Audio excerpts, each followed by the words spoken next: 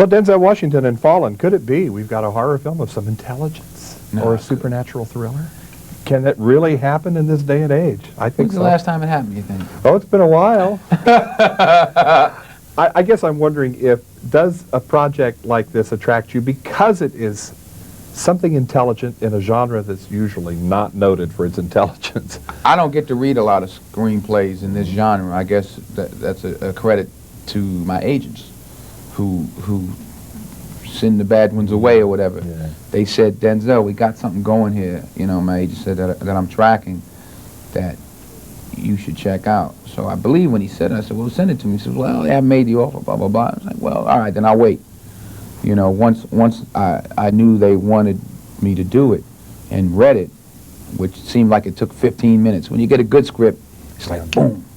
And demons and supernatural presences are one thing, but to bring to the fore a fundamentally decent character, a nice guy, strikes me that there's maybe more of a challenge to a role like that than I might think. Well, and this was an odd nice guy. This is a nice guy who goes to executions, Right. who keeps count of how many of his suspects have been murdered. That's sort of just a little Couple tweak. of quirks there, Just maybe? a little quirk, yeah. A quirk. Okay. Just a bit efficient, this guy. You know, he's thorough.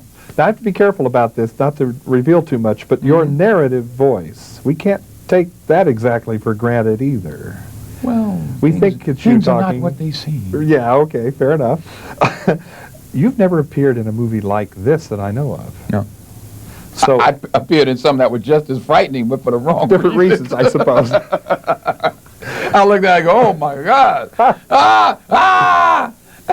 That's a scream of a different order. Yeah, man, that's like a painful scream. Give us a freeze frame in time. Take us to Philadelphia, where you're shooting. I mean, there's a good sense of the city here that we get, I think. Where did you go? And Manayunk is a suburb outside, working class neighborhood outside of Philly, and Greg wanted that heavy, almost not gothic, but there's a heaviness there. The buildings are older and strong, and he was thinking either Boston or Philadelphia, possibly New York, but Philadelphia has a weight to it and settings less familiar to us as viewers. Yes, yes. I think that's key. Yes, true. Although there's a lot of pictures, more and more, being made there. I mean, we did, obviously, the movie Philadelphia there.